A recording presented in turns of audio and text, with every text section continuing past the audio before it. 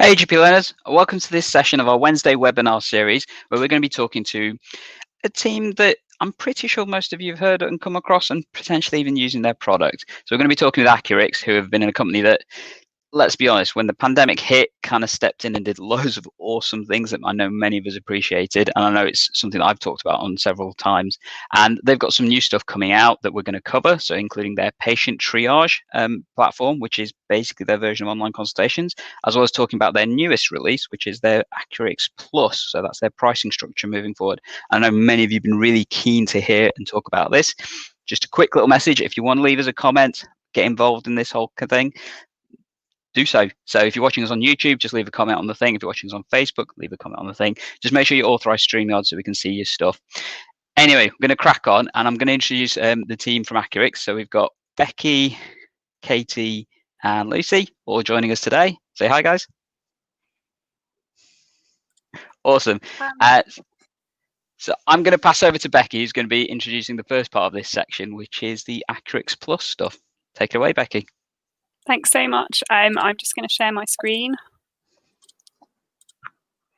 Hopefully this will come up. There you go. Perfect, lovely. Thank you very much. So today, you've got a couple of us talking about AccuRx Plus, which is the set of new premium features that we are launching, and also Patient Triage, our new online consultation solutions. So you've got me talking about AccuRx Plus. I'm partnerships lead at AccuRx, so I lead on engaging with commissioners across the country about our products. And then I'll pass over to Lucy Marples, who is a clinical lead here at AccuRx, and she'll talk to you about patient triage. And then we should have lots of time for questions afterwards. So many of you might have already seen comms that we've been sending out about this. We also ran a webinar last week. We are, for the first time, launching some premium modules in our product. I think over 95% of practices across the country do already use AccuRx and are currently using our free version. We've always offered a free version of AccuRx, and we are going to be branding that version AccuRx Lite as of next year. We've always committed to continue offering a free version, and we're still holding ourselves to that. So the free version will allow you to do everything that you were able to do in the product up until COVID started. So that's up until March of 2020. So that will allow you to send an unlimited ad hoc SMS. It will allow you to save to the record seamlessly. It will allow you to create templates within your practice, manage templates within your practice, and utilize those when you're messaging a patient. It will allow you to make use of our NHS.UK advice link integration, and it will still allow you to make use of the current free Florey questionnaires. So that's 2 asthma questionnaires, 2 COPD questionnaires, COVID monitoring, COVID triaging, and the flu vaccination invite. All of those Florey questionnaires will continue to be free. We're then very excited to be launching our first 5 paid modules. So there's quite a lot in here, but it includes Patient Triage, which is our online consultation solution, which we're going to show you today. A couple of brand new modules that we're launching are batch messaging and appointment reminders. That one we're particularly excited about. Batch messaging is the kind of most requested feature of all time for us. So ever since we launched AccuRx Desktop for EMIS back in 2017, people have asked us for batch, and we're now building that. We are also launching a Florey Plus module. So that's a load more Floreys that will be introduced. A couple include kind of a one-off blood pressure monitoring, a multiple day blood pressure monitoring that will present you with an average reading, depression PHQ-9, anxiety GAD-7, and a number more. Then on the right-hand side, you've got 2 modules which are currently in the free product, but which will become chargeable features from April next year. So that includes video. Obviously, video drove a lot of growth for us because we launched that in response to COVID, and that hopefully allowed lots of practices to kind of remotely see patients and is still doing so. We do have a contract with NHS Digital to pay for that video feature. That contract, that's going to stop being centrally funded at the end of March next year, and we've been kind of advised that needs to be locally funded from April next year. And then the final module on the right hand side, there's this kind of slightly more advanced SMS functionality. So the ability to attach a document, the ability to request a response from a patient, where a patient can respond with either text or up to 5 photos, and also the ability to make use of unlimited pathways in our product. So pathways is kind of a schedule of delayed messages that you can send a patient to remind them to do something like come in for an investigation. That's also some functionality that's currently free, which we built in response to COVID, and which will become chargeable from April next year. So just to be really clear on kind of when different things are happening, because I appreciate there's a few different timelines here. It's not super simple. So patient triage is a module that's available to buy now, but we are aware lots of areas have already procured an online consultation solution. And so something we are willing to do is offer a limited number of free trials to practices in certain areas. You've then got 2 of our brand new modules, that's batch messaging, appointment reminders, and Flory Plus, which are available to buy from January 2021. And then you've got these 2 features on the right-hand side, which are free, but which will become chargeable from April next year. So we really didn't, we obviously don't want to leave people in the lurch, and that's why we've left kind of a full 6 months to allow us lots of time to engage with commissioners across the country and see if these modules on the right can be funded. I know that a question that was asked ahead of this presentation was how exactly are features going to be restricted if they're not funded. So for these features in the SMS Plus module, the ability to attach a document, the ability to request a response, and the ability to send a pathway, they will be restricted to 20 uses per practice per week. But of course, if that module is purchased, then you get unlimited usage of all of that. Video will need to be purchased in order to be used.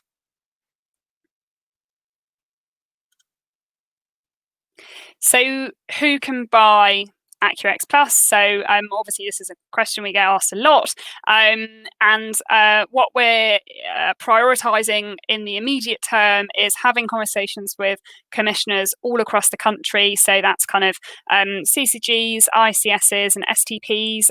We're already in discussion with the majority of the country. I think around 3/4 of CCGs we know we're in touch with. We're already discussing this. Some practices are kind of rightly worried that CCGs might not be able to fund all or some of AccuRx Plus, and so there is an opportunity for PCNs or federations or even other kind of organisations out there like GP super partnerships. There will be an opportunity to buy AccuRx Plus modules as well. The approach we're taking is to try to talk to CCGs first, because it's cheaper to buy products at scale. And so wherever possible, we would, like to be signing contracts with whole areas, but we will be leaving enough time for other kinds of organisations to have an opportunity to purchase something that the CCG is not able to purchase. Something I would add is we're very happy to speak to PCNs or smaller organisations now. I'm about to talk about pricing on the next page, but we're also happy for you to just email us, set up a call. We can talk to you about pricing to kind of help with budget planning and give you the information that you might need just in case something isn't funded by a CCG.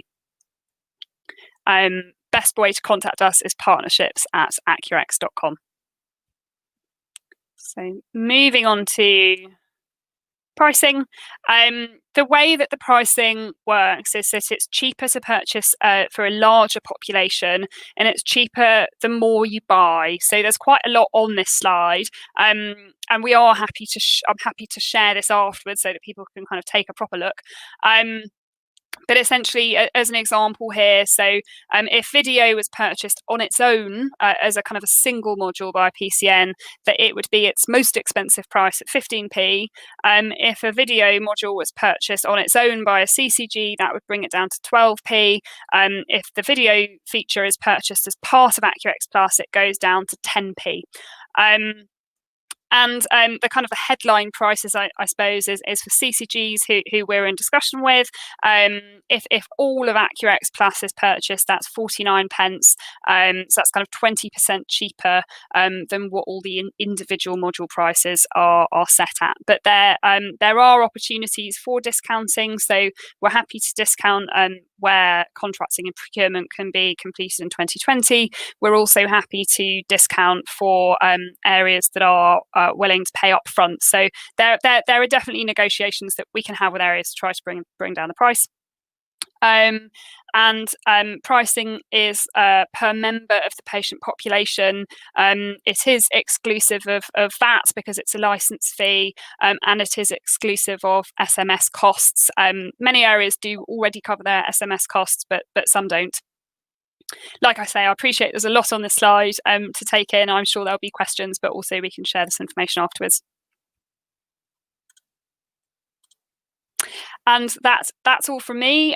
So I'll pass over to Lucy, who can do a demo of patient triage. Thanks, Becky. As Becky said, I'm Lucy. I'm one of the clinical leads here, and I've been working on patient triage since we started looking into this in April. It's now live in around 50 practices, and we've had over 35,000 patient requests submitted. We've got fantastic feedback so far. When we first started looking into this, just to get give a bit of background, the two things that we heard speaking to patients and to practice staff up and down the country were that it has to be really, really easy to use, both for practice and for patients. And secondly, really important for practices, was that patient requests can be saved straight into the record with one click. So those are two of the things we've kept forefront of our mind when building this. And our feedback so far suggests that we're on the right track. So over 80% of patients we've asked says that patient triage is very easy to use, and we've got an 84% completion rate. So 84% of patients, when they start submitting a request, actually go on to complete it, which is very, very high. We've had good feedback from practices. So in general, the feedback has been that it saves time from dealing with patient requests. So the requests are very quick to read, they're quick to triage by admin staff, they're quick to then save the record and deal with. We've had one practice telling us that doctors are leaving on time for once because of patient triage, which is wonderful.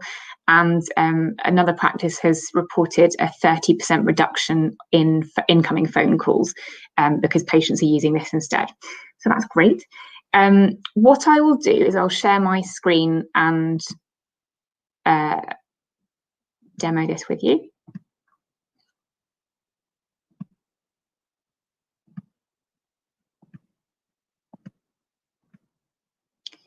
There we go. So here's one of our original beta pilot practices. I just wanted to show you quickly how they've displayed this patient triage on their website. So they've just got a little button which says consult us online. And if you click on that, which I won't because it will start submitting a real request, but if you click on that, it will open up a window like this. So immediately you can see it's really, really quick and easy for the patient to access. There's no account, there's no remembering a password, there's no need to kind of verify who they are or anything like this at that point. The first thing the patient sees is a reminder that this is not for urgent requests, that it will be read within 2 days by the team. One thing the practice can do is change that to 1 working day if they're doing today's work today, as is advocated for online consultations. And then the patient can do one of 3 things. So they can seek online self-help advice. This links out to the NHS website. They can submit an admin query for things like fit notes, getting in touch about test results, anything else like that. And then they can submit a medical issue as well.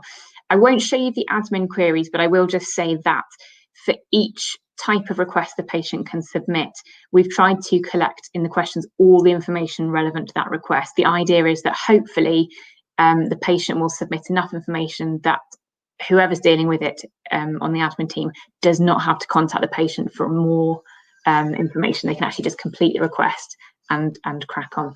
So if a patient was to submit a medical issue query, the first thing that they see when clicking on this is a red flag screener, and they have to state that they don't have any of these red flag symptoms.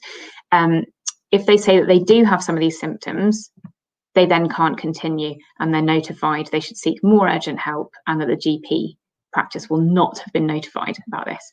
So let's say they don't have any of these symptoms. The next thing they see is a very quick COVID screener. This doesn't affect whether or not they can submit a request. It's just useful for the practice when thinking about whether or not they might want to bring them in for a face-to-face consultation. So there we go, I fill that in. And this, just scroll down so you can see, this is all of the information that we collect from the patient about their medical issue. So it's really, really quick for the patient to fill in, but it's also then really quick for the practice to read and see what the issue is. So I'm going to fill in one.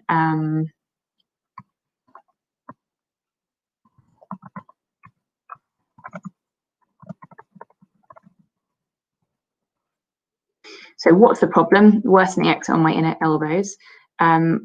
This is a new feature coming out imminently, the ability to attach a photo.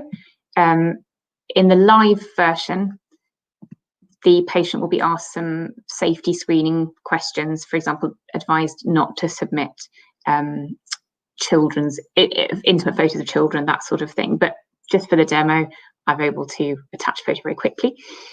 So how long have these symptoms been going on? Are they getting better or worse? 2 weeks. Worsening. Is there anything you're particularly worried about?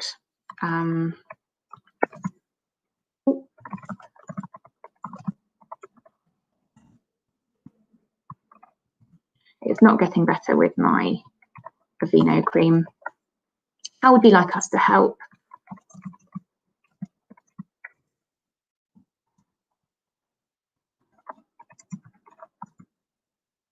When I had this before, a steroid cream helped. How soon do you think you need a response? And with a little disclaimer that we can't, the practice won't necessarily guarantee a response time. It's helpful for sort of expectation management.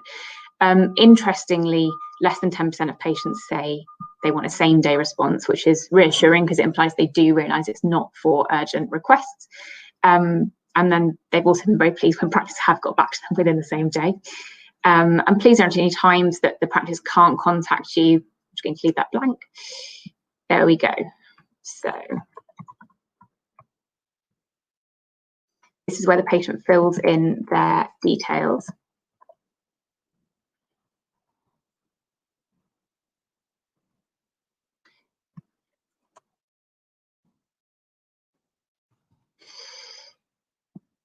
Now, when I put my number here, if I put a mobile number, you'll see this little box here pops up asking if I have access to this phone at the moment. If I say that I do, then what will happen is that a code, a 6-digit code, will be texted to that phone, and then the patient can enter that code that's been texted. So it's a 2-factor authentication to confirm that the patient is who they say they are.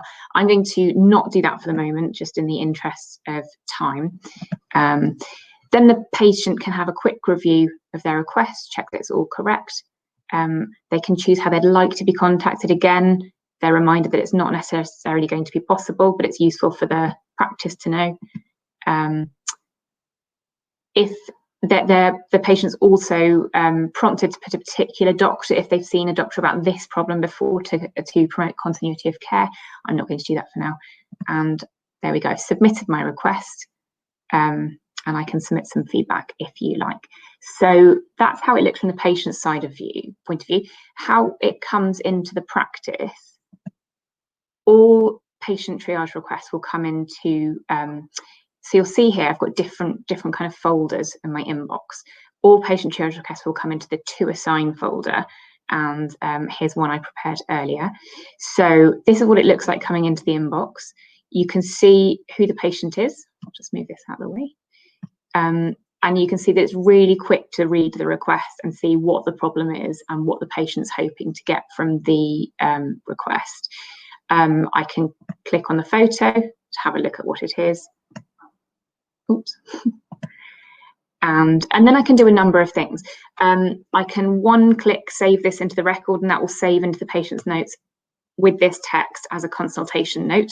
I can assign this request to a different individual or team member. I can respond to the patient. I'll show you that in a moment. I can respond to the patient in the same way as I normally would with any of the AccuRx suites. So I can video call them, text message them. I can, if I'm worried about the request, I can mark it as urgent. And what that does is it turns it red and shoots it out to the top of the inbox like that. And then I can mark the message as done, and that will go into my done folder. So I'll show you what it looks like to assign it to a team. This is not quite true to life because there wouldn't be this many here. There's many options here, but I'll assign it to the doctor's team. And then it will be sitting here in my doctor's folder. There we go.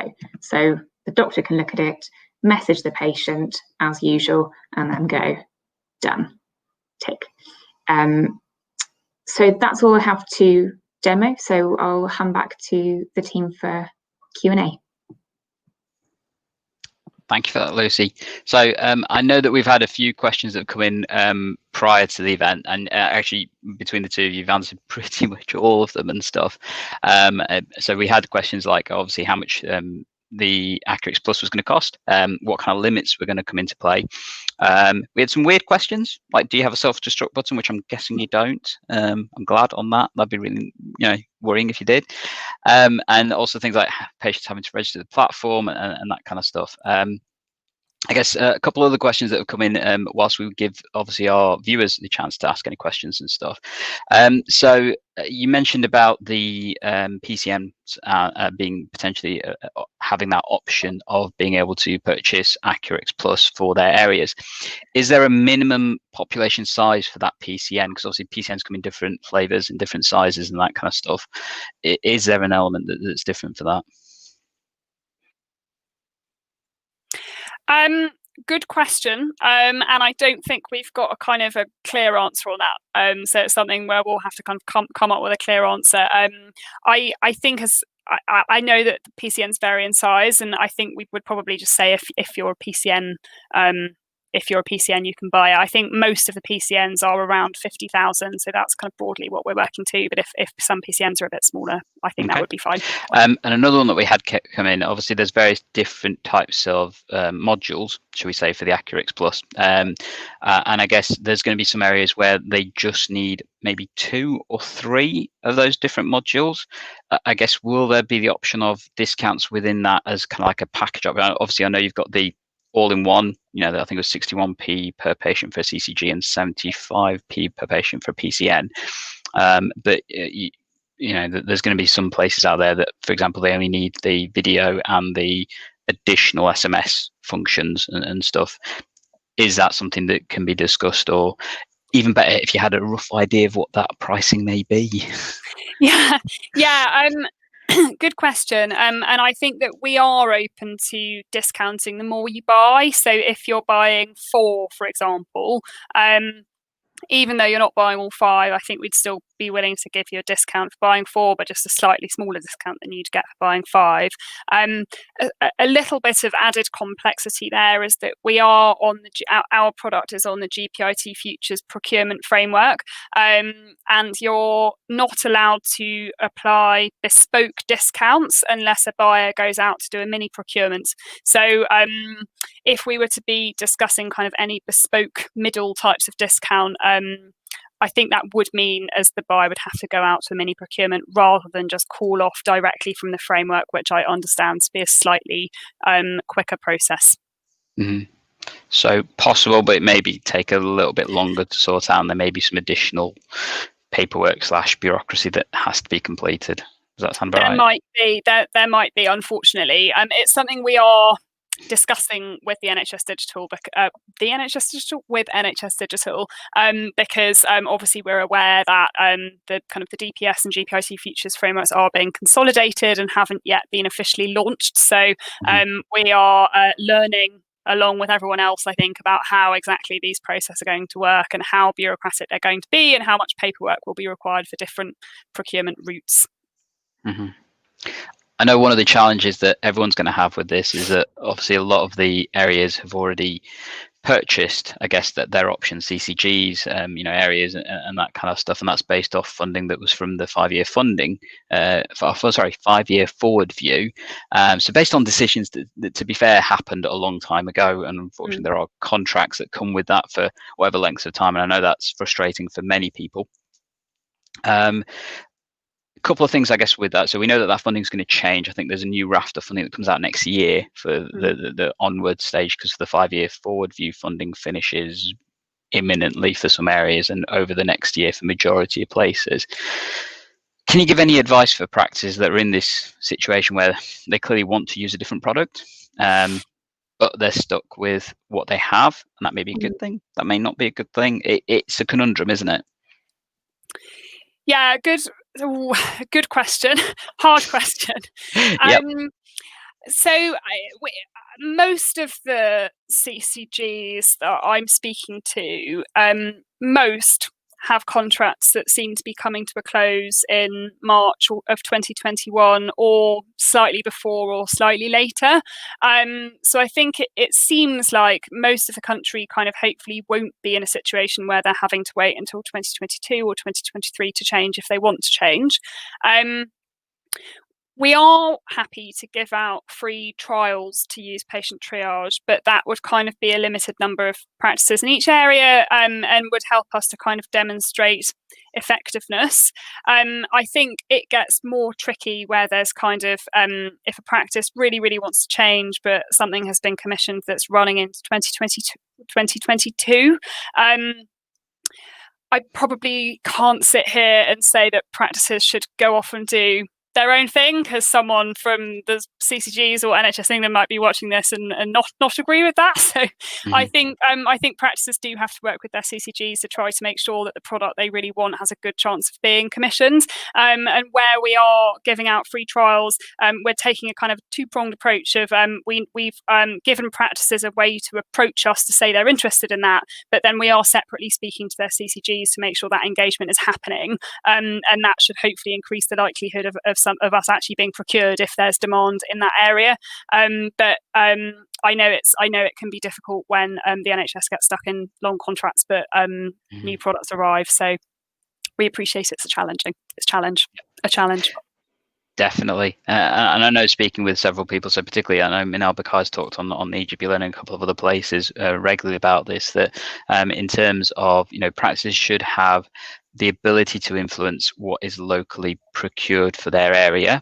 That is in balance with decisions and contracts that have already been made, and also accepting the fact that there is obviously some additional risk and, for lack of a better term, bureaucracy that comes with this, in the sense that there's things like the information governance, the digital guardianship, all that kind of stuff that comes in play. So that risk is often held by the CCG, not by the practices, for whatever has already been procured.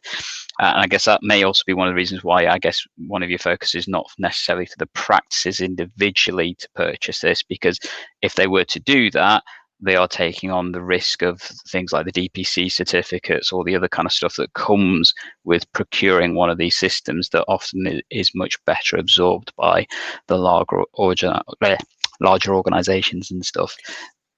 That's absolutely right. That's absolutely right. And from a kind of an information governance perspective and reviewing, completing DPIAs, if a practice is procuring their own solution, they obviously have to do all of that themselves. Often CCGs kind of obviously have a number of people who are providing support to practices to use different systems. That gets more and more difficult the more systems that are introduced. I'm speaking to a lot of areas, the direction of play, I think, is and I think this is broadly what NHS England are kind of recommending, is that having 2 to 3 solutions across an area is probably a good amount to have. It's enough that's kind of manageable, but it also gives practices a level of choice, and many areas that I'm personally speaking to where one solution has been commissioned, so often learning has been that you're might not please everyone by doing that, and practices do work in slightly different ways, and people kind of like to have some amount of choice. So we're kind of very happy to work with areas in that kind of way and offer our solution to a proportion of practices who are interested, if it's not everybody. Cool. So I've got one more question, I think, that focuses more on AccuRx Plus, and then we're going to move on to a few questions about patient triage. And this last one actually comes from Avradeep, who's mentioned it on the chat and stuff. So what is likely to happen in that CCGs may buy AccuRx Plus without patient triage for 1 year, and then the purchases run out, and then they buy patient triage?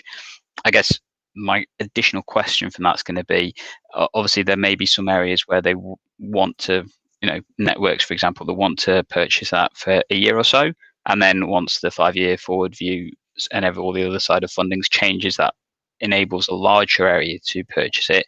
Is that something that's going to be transferable relatively easily, or is there some stuff we just need to be aware of? Yeah, I think that should be relatively easy. I think in that scenario, we would just kind of contract with a CCG to deliver 3 modules or 4 modules, or however many are buying, and then kind of towards the end of that contract, or 3 months towards the end of that contract, we'd be entering conversations about renewing the contract and working out what any kind of fresh needs or new areas of interest are, and then we would contract again to deliver all of AccuRx Plus, which would be at a slightly discounted price. So I would hope that should all be relatively easy to transition. Fingers crossed. So I guess moving on to patient triage, an interesting one for you. What do you feel sets patient triage apart from some of the other platforms that are out there already? I think probably 3 things. First of all, as I hope I demonstrated, it's really clear and clean and simple to use, both for patients and for the practices. So it's there's no sign up, there's no account. It's quick to see what the request is like when it comes in, and therefore it's very quick to sort of read it quickly, deal with it appropriately. So that's probably the first thing. The second thing is it saves straight into the record, which is a fantastic feature. And the third thing, I think this is far more of a general AccuRx mindset, is that we really listen to our users, and then we respond very, very quickly to what it is that they want and need. And I think that's probably one of our best things as a company, and that's why we've got such wonderful relationships with practices up and down the country, is because we're able to quickly respond.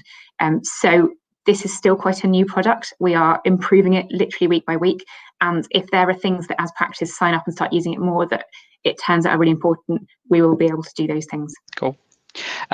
You mentioned earlier about the timings being set for patient triage. I think you said it defaults to 2 working days, and you can change it to 1 working day when requests come in. One of the questions that comes up on a lot of forums and stuff is the question about being able to switch it on and switch it off at various times. So, for example, potentially having it off for points over the weekend or out of hours kind of timings and stuff. Is that something that can be done with patient triage by the practice, or is that something that is a bit trickier to do? That's something we're looking into at the moment. It's definitely something that we are aware has come up, and we're speaking to practices who are currently using it about that.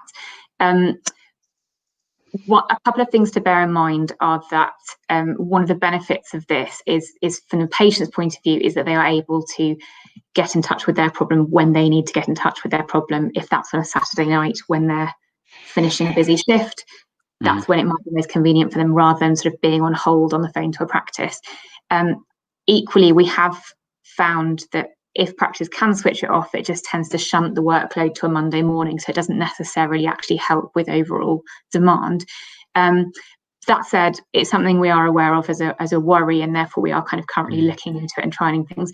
Something that is coming up in the very, very near future is some out of hours messaging. So the practice will have the option to flick on between 6 p.m. and 8 a.m. bank holidays and weekends, an out of hours message which pops up, which explains that due to the time of the day, it might take a little while longer to get back to the patient, and then it says you can still carry on and submit your routine request, or here is a link to local online pharmacies, local urgent treatment centres, and then the practice can also put in their own link to something. So for example, for practices who use Livy, they could put in a link to Livy there. So that's something that is coming out imminently and should help with some of the worries about demand. Cool. And I guess that leads into a couple of other questions. So one was about using the patient triage portal separate to the clinical system. So I guess potentially some practices are looking at how they can do remote working a bit more effectively. And unfortunately, sometimes access to the clinical system can be challenging, shall we say. Is there an option for, for example, administrative staff to just engage with the patient triage module on its own, separate to the clinical systems? No, there isn't. I'm actually going to defer to Jen on this, if that's okay, to answer. Who's the product manager. So I'm going to have to bring Jen. So Jen's been off screen just to allow it a bit easier for us. So I've just brought her on. Hiya. Hiya. So I guess there's a couple of nuances here. So they should be able to go in and change settings. So they should be able to log in on the web as they would do to get to kind of like their managed practice page. But in terms of being able to view and deal with the patient requests, that's part of like the desktop product. So they would have to, log in through the toolbar as they would for any other AccuRx message. I hope that makes sense. Let me know if you have any more questions on that. No problem. And I must admit, I was kind of expecting that to be the answer, but I know it's a question that came through. And I guess that the key reason for that is you kind of need information about the patients, and the only way to get that is from the patient health record system. So yeah, I guess that makes sense. We also talked about the different modules. And the question's gone from my head now. That's not good. All right, we'll go see if we've got any questions from the group. No further questions. Well, I'll give everyone that's watching last chance for to stick some more questions in and things. Well, I'll try and remember what that question was because it's completely gone. That is not good. That's the first time I've done that. Well, whilst we're waiting for that to come back in my head, if people do want to leave any comments or feedback, I know that the AccuRx team would love to hear that. And as you can see on the screen in the top left corner, right corner, depending on which way you're looking at it, is a little QR code. So if you do want to leave any feedback, just shine your phone up to that. It'll take you to a link that has all the details of accessing just a really quick survey form that allows you to give us some feedback and stuff for the AccuRx team on how this webinar and stuff has gone. And if you want the text version, you can now see that coming up just below. And I'm more than happy to share that with the team once you've filled that in and things. And that'd be really appreciative. There's also a couple of questions on there about what you would like to see coming from eGPlearning moving forward. And I guess the AccuRx team have been doing some other kind of things. In particular, they also attended our digital PC conference that we had last week, where they demonstrated this platform, as well as also talking, their CEO, Jacob, talking about his health tech manifesto that AccuRx have been doing. And I guess that's one of the key things about AccuRx. You guys are a company that just seem to iterate and innovate as time goes on, which I know is very much appreciated from many of the users, and myself included. Generally if people have, oh, can you fix this? You normally get a response and some sort of change within a few weeks, which is really nice and refreshing to see, I must admit. And that makes me remember what the question was. There we go. So you guys are known for being able to iterate and innovate fairly quickly. I'm guessing the pricing structure may therefore change as time moves on. I'm guessing there's going to be new functionality and stuff that comes through. Is there any idea on roughly what we can see coming in the future?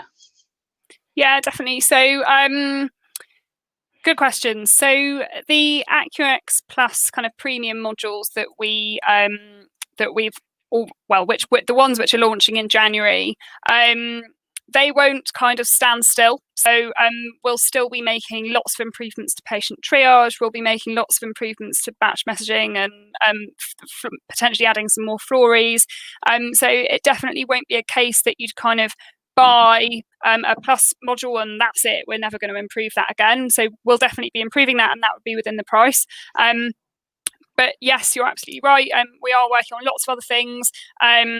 And there will be other things that come online in the future that add a whole lot more value that could be purchased as an additional module. And quite how all of that will look yet, we don't know, because we're kind of learning as we go and learning what opportunities are out there. But one example is we are doing some kind of, some of you may know that we have a standalone web product called Fleming. And there's definitely Fleming's used by a number of NHS trusts across the country and some other kinds of organisations as well, some mental health community, even kind of pharmacies or care homes. And there are a number of sites across the country where we are experimenting with kind of what direct messaging might look like between AccuRx Chain and AccuRx Fleming. So that opens all kinds of doors to help to improve communication across organisations as well as just with a patient. And there are some areas where we're doing kind of mini advice and guidance pilots. So that's the type of module that might at some point be added and would be in addition to the premium modules that we're already launching in January.